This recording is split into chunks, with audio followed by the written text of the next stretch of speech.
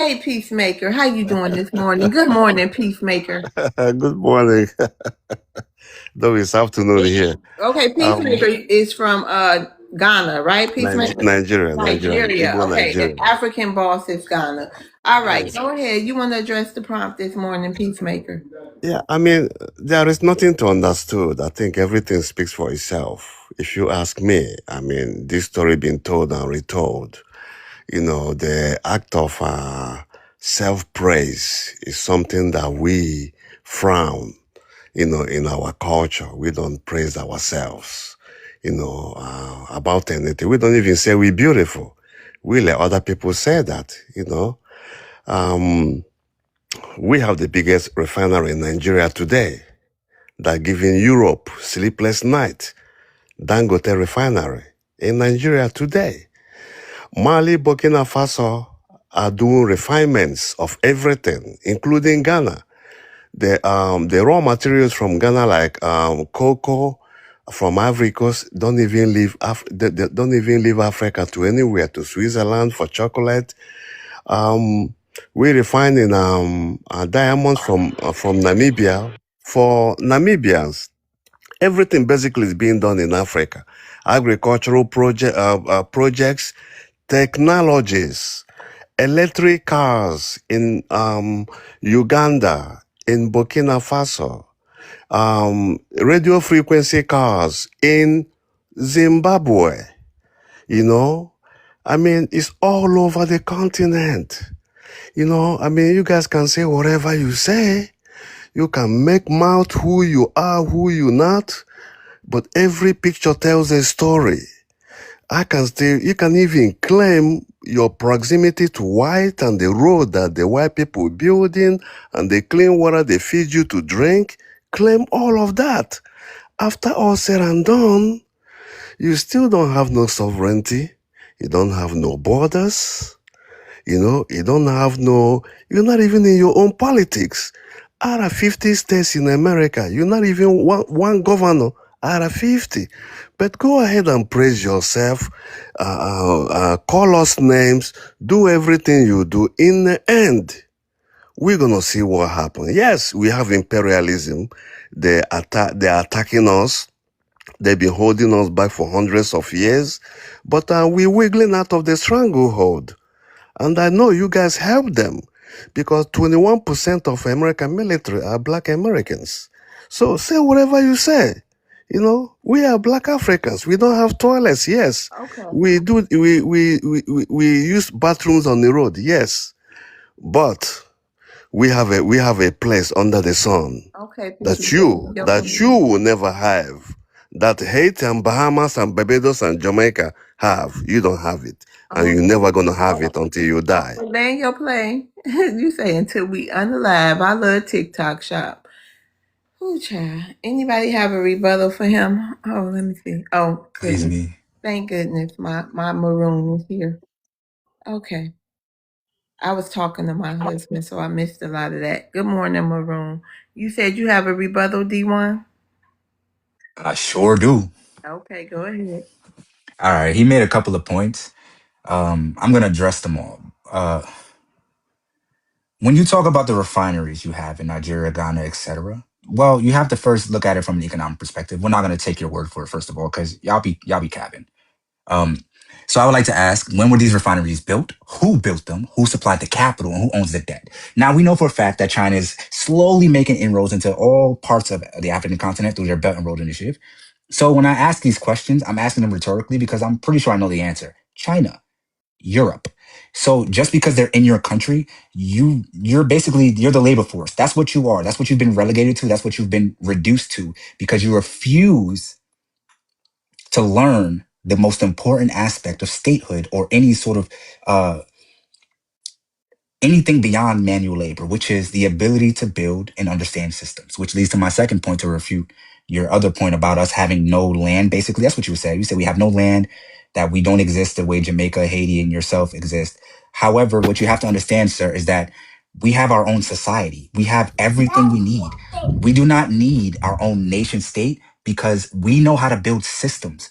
We have our own society. You can drop us off anywhere. I would rather take my 40 million foundational Black America, drop us off anywhere. We're going to be successful because we know how to build and maintain systems. The reason why your societies in the African continent will never be successful, well, I won't say never. That's harsh. The reason why you're currently not successful and won't be for the foreseeable future because you don't know how to build systems, you don't know how to maintain systems, and basically you're trying to speed run 2,000 years of development in 3 generations. It's not going to happen. But yeah, to refer your earlier point, you don't own any of those refineries. You can't refine any of your own goods, and even if you did, you exist at the behest of the colonial powers that govern your states. So stop the cap, sir. Stop the cap. You know who the big bro is, not you. Can I add something to that? Appreciate you. Wait a minute, hold on. Jory, what's your ethnicity? Oh, I'm Black American. Okay, hold on. Let's let Peacemaker get him 1 minute to respond, and then you can have your rebuttal.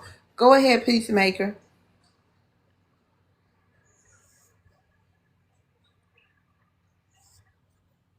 Okay, I don't know if he want to respond. Go ahead, Jory. All right, I don't really, honestly, I really don't usually respond to Africans because the migration and the immigration rates show the reality of it. We're not rushing to go to Africa. I mean, it's the largest continent of Black people. Blah blah blah. 54 countries. Blah, but nobody's going there. People are leaving there. And they're not leaving there because they have intentions to build Africa up. They're leaving there because they don't have any interest in building Africa up. So it's like you leaving a burning house and then you telling us that we should be in that house while you run into our house. What the hell? I love love Black Americans because you're not gonna come and beat us in our house, and you're not gonna come and beat us at a family reunion. Ain't no another demographic about to jump us at a family reunion and win. And that's what's happening in Africa. They have all the people they need, but they're divided. Like he said, they have borders in their own country. They have borders, calling themselves sovereign. You're not sovereign if y'all all live on the same continent and y'all not working together. Y'all don't respect each other. But, again, this is why I don't argue with Africans. All I have to say is this. The YT man never forgot who fought them for the land. The legislation shows this. The ones they supposedly call Native Americans, can you imagine hundreds and hundreds of years of war to conquer this land, this territory? And then they elevate the Native American and put them in positions to what? Politically oppose them and financially oppose them? None of the legislation represent that those are the people who were scalping them and fighting them and burying them. That they had to go tooth and nail to move off their land. None of that reflects, none of the legislation in America reflects that the Native American are those people. It reflects that we are those people. Even today, they are proposing legislation to keep us from moving and progressing. They never forgot who we were. And I don't argue with people about what white people do, to pardon my language, what white people do to us. If you want to know who the indigenous people are, look at who the white people fear. They know what we're about. They know what we're capable of. This is why they destroy. Anytime we start to build collectively together, they destroy it. No other group goes through that.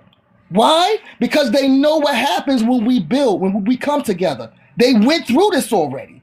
So I'm not about to argue and debate people about who we are. They tell us who we are. Our opposition and our opponents show you who we are. The devil shows you who we are. Because every time we step foot up and we start to move, they respond aggressively and hostily.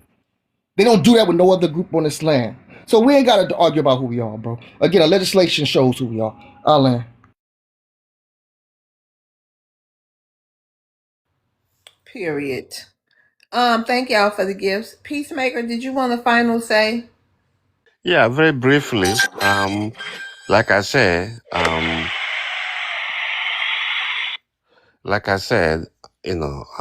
our culture, we don't do all the bragging and lying and praising ourselves, blowing our own horns. Every picture tells a story. We see your human condition in America. All those things you're talking about, you building that they destroyed, were never built. were never destroyed until Africa arrived. You know, Black Wall Street was built in 1908. Those people were Africans.